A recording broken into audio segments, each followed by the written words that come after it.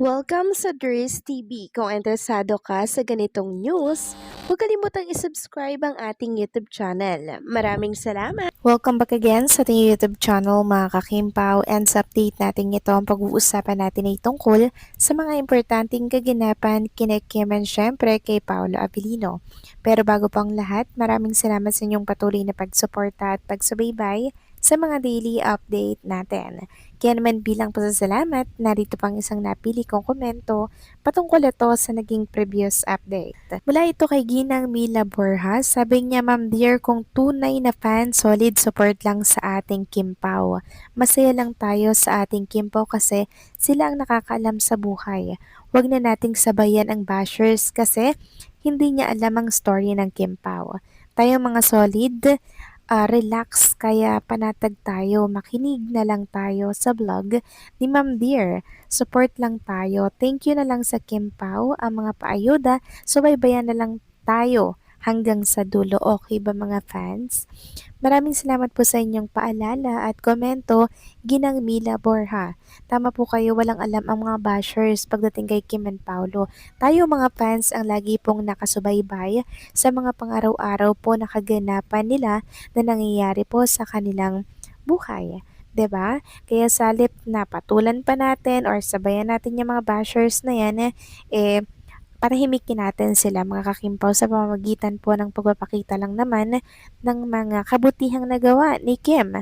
Karon din po ni Paolo Abilino, dahil yan po ang nakakalimutan ng mga tao pag meron pong statement si Chinita Princess sa politics, nabubura po agad yung mga kabutihang ginagawa niya, na which is hindi naman po dapat mangyari.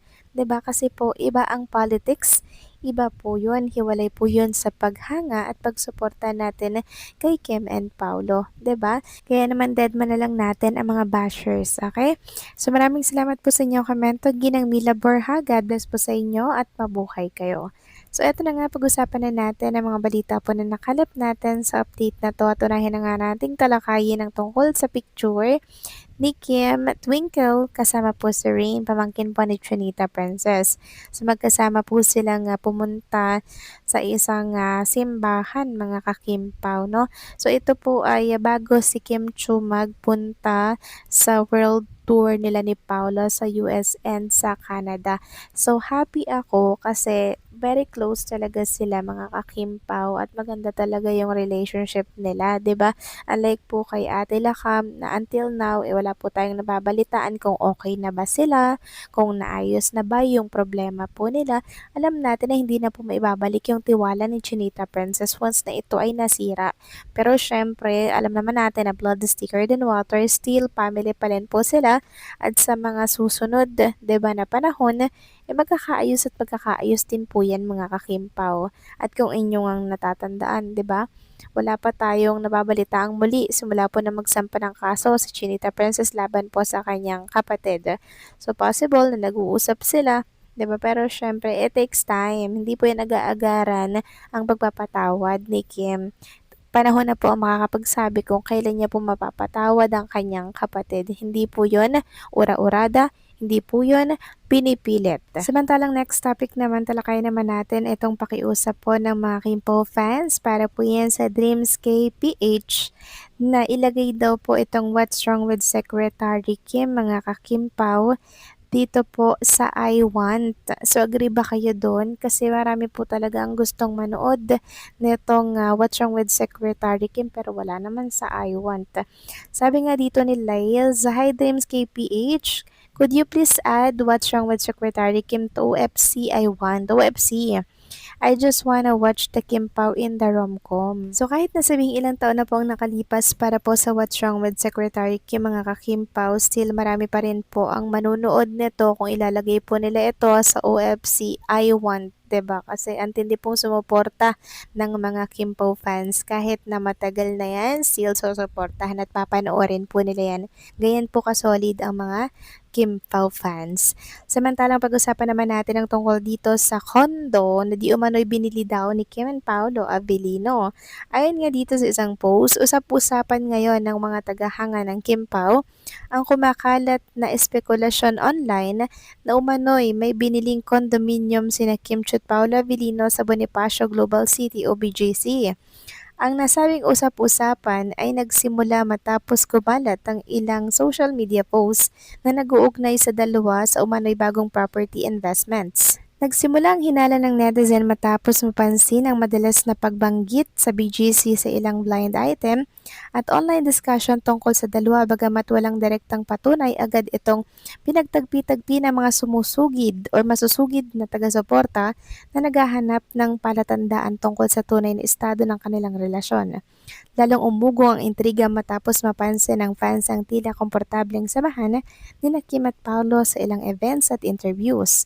Marami ang nagsasabing natural ang chemistry nilang dalawa dahilan para mas lalong kiligin ang kanilang mga supporters na matagal nang umaasang may espesyal ngang namamagitan sa kanila.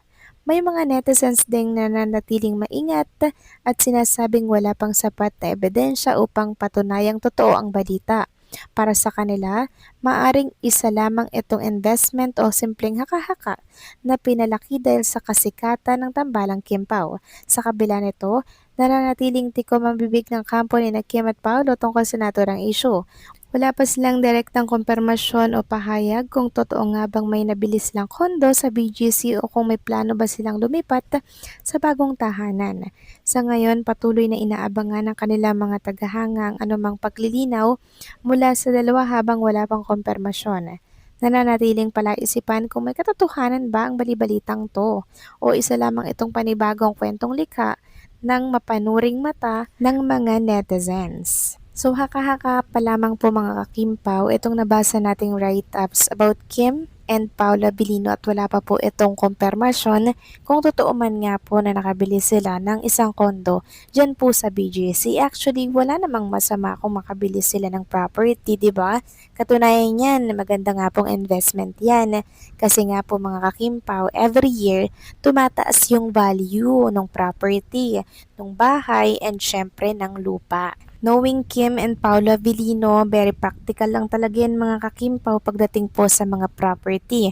Imbes na ibili po ng mga kung ano-ano, sa property po nila yan i-invest. Nang sa ganon mga kakimpaw, yung value hindi po bumababa. So hopefully tama no at totoo po itong mga balita po na nababasa natin dito po sa mundo ng social media.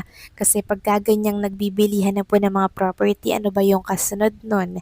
'Di ba? E di paglipat at syempre pagbuo po ng pamilya pero bago mangyari yan dapat makasal muna syempre 'di ba sa simbahan na which is yun po yung inaantay natin na mangyari at gawin ni Kim and Paula Abilino sa mga susunod po na taon para pagkasal o settle na lahat, 'di ba? May bahay na, may lupa na, may mas magandang business. O ganyan po pinagpaplanuhan ni Kim and Paolo ang mga bagay-bagay para po sa kanilang relationship na siyang tama lang. Hindi po sila padalos-dalos unlike po ng iba, 'di ba?